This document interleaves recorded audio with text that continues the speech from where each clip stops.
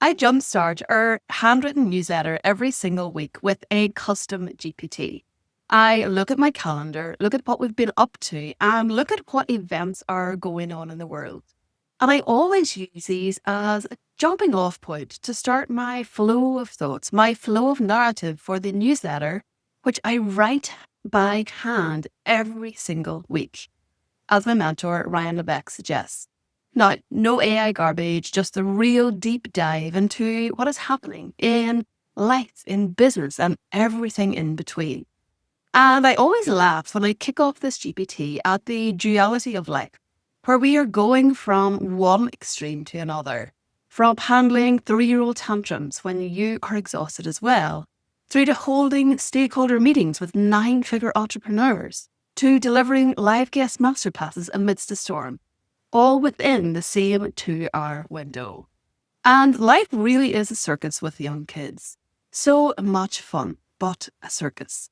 I don't think there's any risk of me ever getting above myself because kids will always keep you grounded. Now, the funny thing was, though, as I talked about my week using my new obsession that is Whisper Flow, the GPT came back with, here's a summary of all of your highs and lows for the week. Dad life versus business life, racing between meetings and swimming goggles. The GPT made the assumption, based on me giving the roundup of my week, the things we've been working on, the AI agents that we have been building, the working companies where they're spending multiple hundreds of thousands of dollars a month on ads, it assumed that I was the dad. Curious, eh? And it made me chuckle and made me wonder, if you are a female founder, are you owning your space? Are you a category of one in your space? Or is your market assuming that the other guy is? Now, speaking about a category of one, we also had a wake-up call this week. Something wasn't just done as expected. The required standards weren't met inside of our client delivery team. And expectations are high when we're operating at this really elite level. And so they should be. We work with some of the biggest names in the industry. And it was a really great leadership moment for me to speak about the rising tide. When people we are serving are at the upper end of their game, the big names in the industry, we simply must perform and show up at that level. No B players, no passengers, no excuses. And thankfully, all was resolved in the nick of time, just prior to a big client call. But it was a good moment for me as a leader to see where we had an operational flaw that we have since been able to close off. And I'm sure there are going to be plenty more of those moments as our business continues to grow. But it felt like one of those things that it was important enough to stop, pause, and reflect. But it's funny how these little things can then have a ripple effect through all aspects of your business, from up-leveling the marketing to the sales to the elevation of our client experience.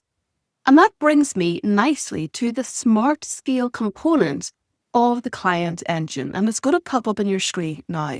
And this is where your business runs whilst you live. Growth becomes predictable with flywheels in place to continually optimize your top of funnel marketing. You get weekends back with your kids. Your business runs even when you're not on stage. Now, as you can see, the 3 components of Smart Scale are the segmentation system, the Insight Flywheel, and pre-sold conversations. So let's start to unpack these one by one. And the segmentation system is really important for those out there who are sending the same email to everybody on their list with the same copy, the same call to action. And I call this spray and pray marketing, where people are literally hoping that some element of what they are sending lands with those who are on the list. But whenever we are segmenting from the get-go, it means we can really position the entire conversation. We can frame it around what we are talking about and why we are talking about it, because we have people segmented. And that level of segmentation and that level of knowledge about where people are on their journey is exactly what a diagnostic assessment does. Many of your competitors are not doing this. They're segmenting their list by lead magnets and did they go to a webinar? That's not segmentation.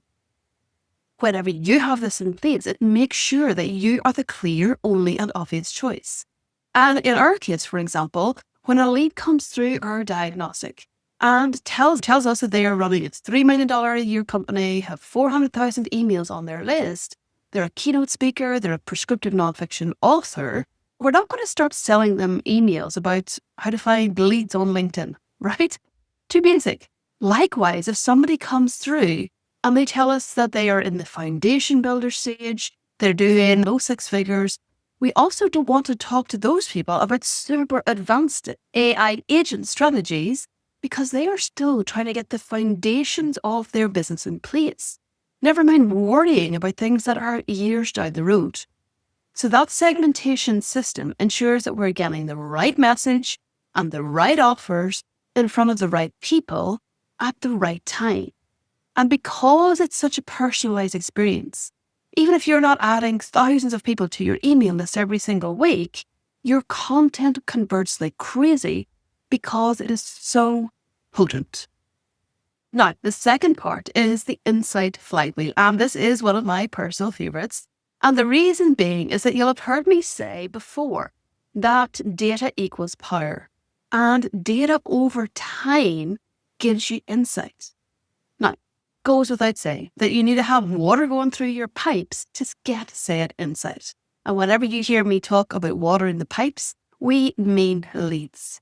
Without lead flow in your business, you don't have a business. And that is why we are able, for example, we have the data, we have that lead flow. Every single month, we're able to create a data and insights report into what is going on in the expert industry based on all of the people going through our impact score assessment.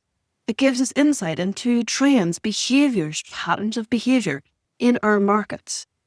And where this data and insights gets really exciting is where we build the AI agent flywheel into the system for our private clients, where the data, the patterns of behavior, how people answer questions, and the correlation to that, to whether they become buyers or non-buyers, gives us golden ammunition to know who are the people who are going to become our 5-star clients. What is landing with them in terms of messaging and offers? What are the correlations between answer patterns and purchases? Then, as I said, we use these AI agents to feed that learning back into the marketing departments with positioning plays, copy angles, next moves to make, where all of these changes, we know they are going to land because we have the insights into our market over time. And I simply adore working with these premium, high-end private clients, where we are installing these AI agents, we're building these diagnostic assessment flywheels. And these, we call them platinum clients. And you know the type where they pay well, they pay on time, and a dream to work with. They just simply know that we are the best in the world at what we do. And they trust us in that. No nitpicking, no 47 retakes. Just simply, this is great, let's go. It's a breath of fresh air. And your diagnostics allow for that in your life as well. Now, one really interesting thing that we discovered recently in one of these client pipelines was that their top-of-funnel copy was attracting dirty water into the pipes. It was bringing in a lot of poor me people, a lot of struggle bus people. And we were able to identify through the data from the diagnostic assessment that the people that the ad copy was bringing in and the targeting could never have bought her 20K thing in the first place because of how they were answering certain questions. So we were then able to, in an agile way, feed back to the agency doing the ad copy, feed it back, switch up the top of funnel ad copy, starting to bring higher caliber people through her pipes, i.e. running clear water through the pipes. Now, it goes without obviously that editing the copy is just one component. It's just one aspect. There's also a positioning play with paid traffic. Who are we choosing? What audiences are we putting into? But it is the data and the insight that gives you the power to know what's going to work, what's not going to work, so that you're not basically playing on Facebook ads as though it is a slot machine. hoping for the best. Absolutely priceless. It lends itself really well as well to pre-sold conversations, the third component. And this week I did a live masterclass with a room full of incredible OBMs. These people are keeping their clients' companies rolling along, and we had a really interesting conversation about the pain involved in discovery calls versus what I like to call them, how does it work? When do we start conversations? And that is exactly what pre-sold conversations do. The beautiful thing is that leads are pre-sold inside of the diagnostic. No heavy lifting, no manual cross-checks. Rather than starting the week on a Monday with 5 discovery calls on your calendar, with no idea if these people are going to invest in your services, if they're tire kickers, or let's be honest, if they're even going to show up. When you have sales conversations booked in, we are over 80% likelihood of converting them into a client because they're showing up to that call pre-sold. And the diagnostic assessment is the powerhouse that does this for you. And it works in 2 main ways. Number 1, they see you as the authority and the only choice in the space. You're able to do that through, number 1, the quality of the questions that you're asking. Number 2, your positioning on the diagnostic assessment landing page, showing your credibility, showing your testimonials, giving super high value, personalized advice based on their assessment results. And then secondly, inside of your result engine, on the results pages and subsequent follow-up reports, your lead has been shown a profound level of specificity and accuracy personalized to them. Exactly what they are struggling with, exactly what it feels like every single day, exactly what is going on for them and what is going to happen if they keep going down that path. And they get it, and they realize they can't go on. They can't go on without you. You're then able to move into how your solution solves their exact problem. Relay the urgency of solving this now, all with balancing your call to action to the level of program that they've already told you they're able to jump into right now. Powerful stuff, right? Now, let's jump back to the live masterclass because it was not all sunshine and roses. We ended up having an absolutely crazy storm here on Friday. Think about wheelie bins flying across the farmyard, us grabbing garnet furniture, trying to throw it into outbuildings. 7 minutes before going live, once the kids were coming home, you couldn't even hear yourself shout over the top of the storm. And of course, as luck would have it, the power went out, bang in the middle of the live masterclass. And thankfully, I had given them full warning that we were in the middle of this storm, and if I vanished into thin air, I would come back another day. But sod's law, halfway in, boom, out the power goes. And we were just getting to the good part. So it's so funny how every single day of life is like, Mia Ferguson is keeping it real. Now, I am going to wrap this week's episode because I'm not going to lie, it has been a week. And the last few weeks have been a season of deep, intense work, eerily resembling my corporate days. It felt like work, eat, sleep, repeat. Not shifting my code, not getting to the gym every single day like I normally do, as there's so much on and still feeling quite rough. And trying to fit time in to see my kiddos there somewhere as well. But I also find it really interesting that there are seasons in business. Some seasons where you're pedal to the metal, working really freaking hard.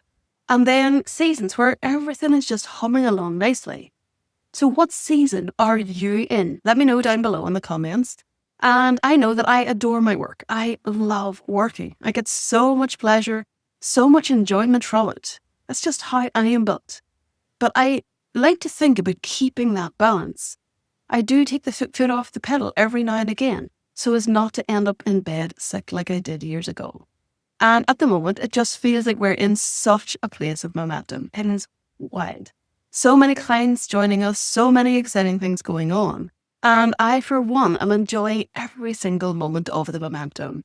So I want to do intense right now. I want to do the work.